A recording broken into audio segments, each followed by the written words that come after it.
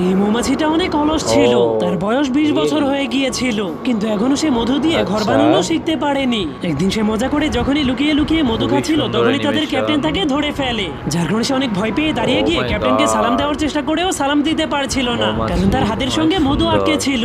এই জন্য সে তার অন্য হাত দিয়ে সালাম দেওয়ার চেষ্টা করলে তার দুইটা হাতই তার শরীরের সঙ্গে আটকে যায়। যার কারণে ক্যাপ্টেন অনেক রেগে তাকে মধু দিয়ে একদিনের মধ্যে বড় একটা ঘর বানানোর আদেশ করে দেয়। এরপর সে বাকি মৌমাছিদেরকে নিয়ে মধু সংগ্রহ করতে চলে যায়। তখন সেই মৌমাছিটা ঘর বানানোর জন্য অল্প একটু মধু নিয়ে নেয়, কিন্তু সেই মধুগুলো এতটাই আঠালো ছিল যে সেগুলো তার হাত থেকে ছুটছিলই না।